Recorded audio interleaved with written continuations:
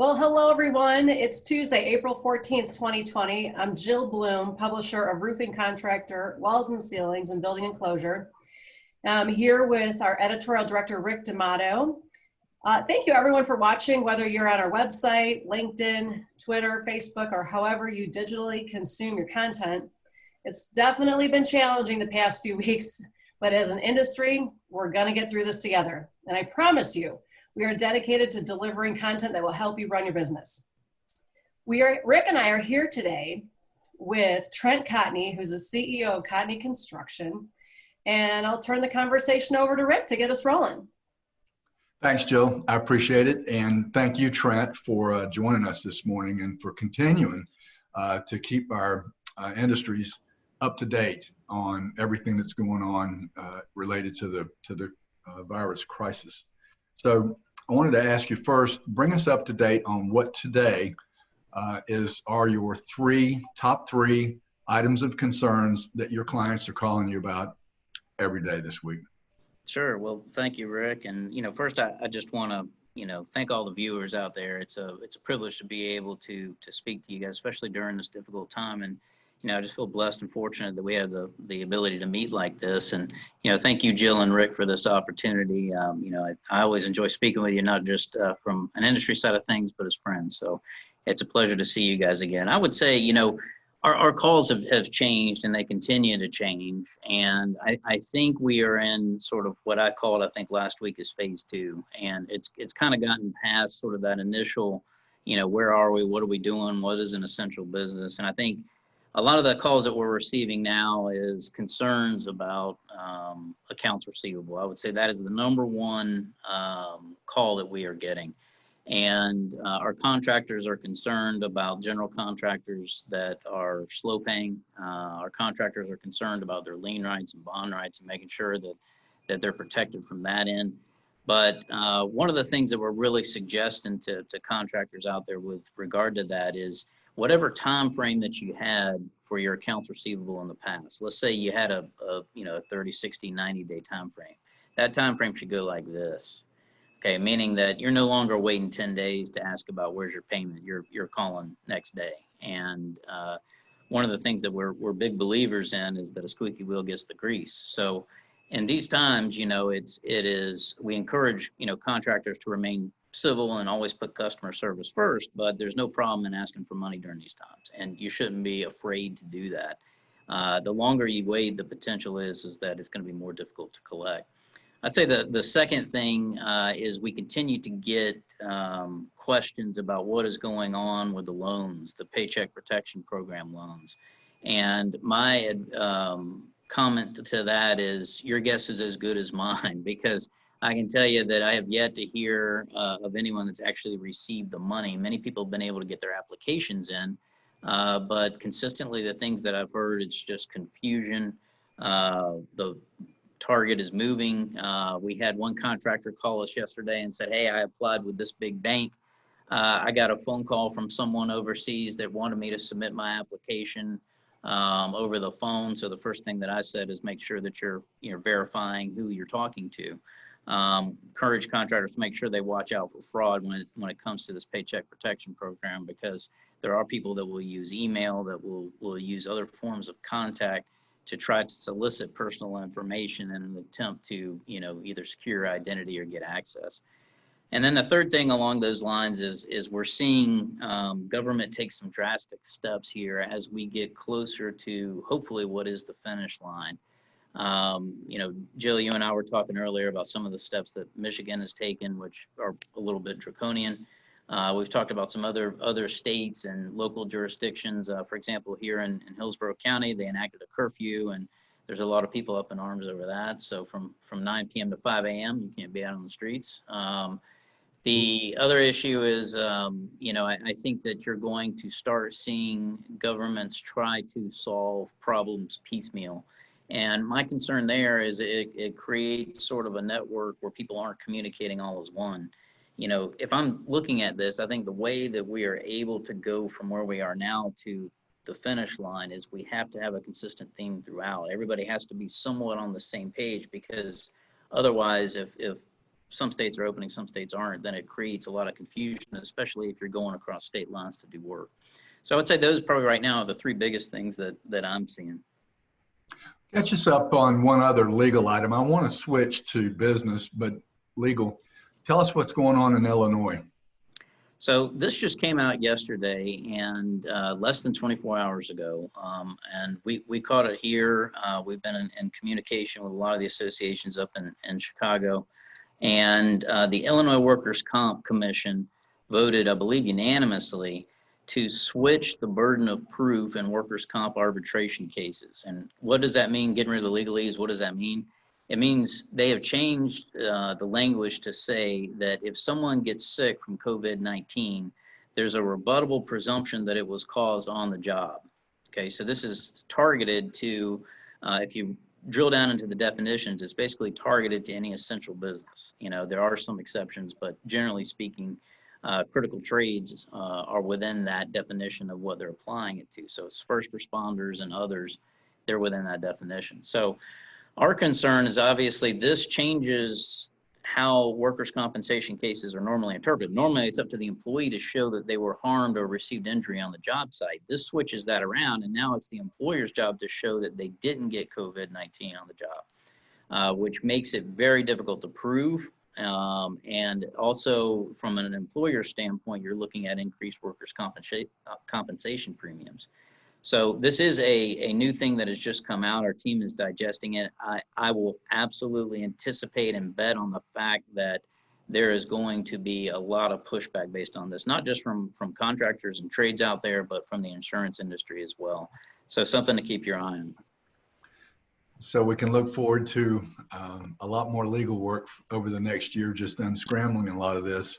We'll switch over to the business side and somewhat legal, but you've spoken about accounts receivable being critical. And there's also the issue of the additional costs that contractors encounter because of job shutdowns, potential material increases related to the way things are in the world with this virus. And you've spoken recently about how contractors working on federal projects may be able to be compensated for crisis-related expenses such as delays and shutdowns. Give us a brief overview of how that works and talk to us a little bit about how contractors who do other public work like schools or other institutional work or private work may be able to best seek that compensation.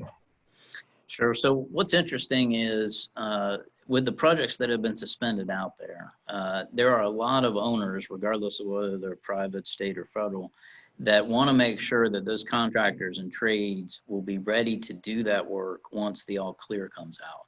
And the reason they want that is the project is usually time sensitive. So with regard to federal projects in particular, the Department of Defense provided some guidance not too long ago that said that there's a couple of different ways that federal contractors might be able to receive additional compensation.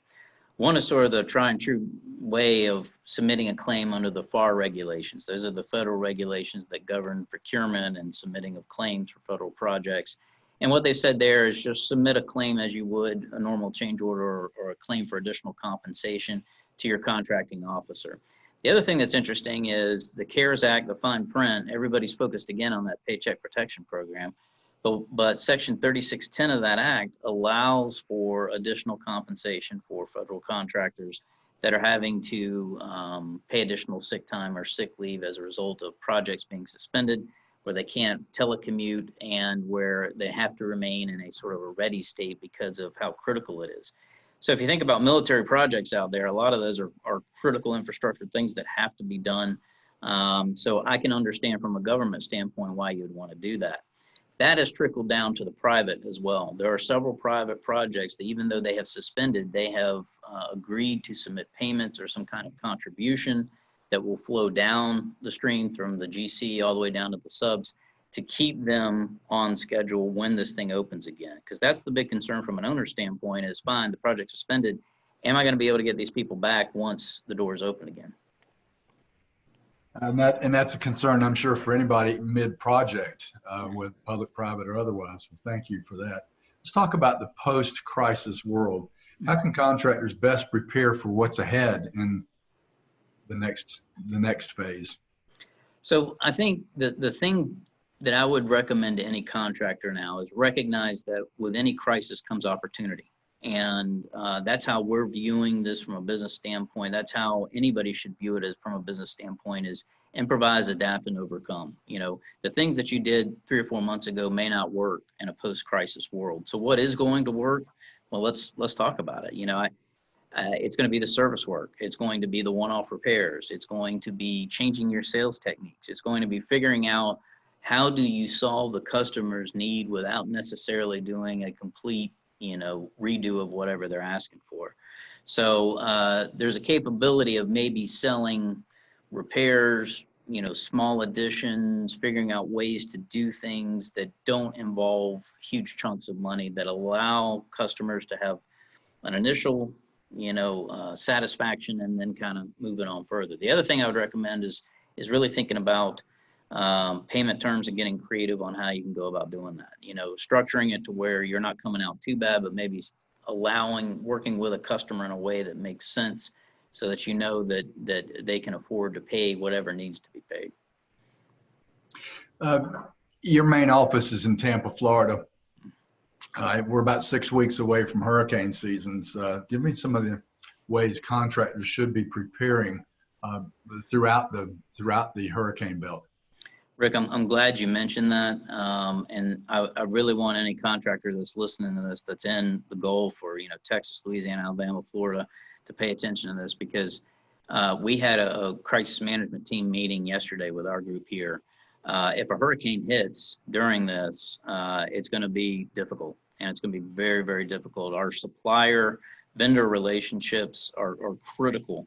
So what I would recommend is a couple of things. One is you want to have whatever you need to perform work at your fingertips. Okay, disaster preparedness is critical, but vendor relationships, storing materials, making sure that you have access to materials. I've already had some reports of some materials being difficult to obtain, some accessories, some nails.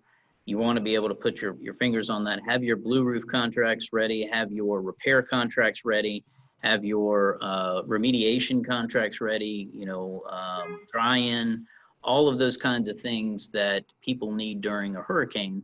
You want to make sure that you have that stuff at your fingertips, that you're not over legalizing it. You're just having enough to make sure that you are selling it, converting the leads, and then getting your people, getting your production out there.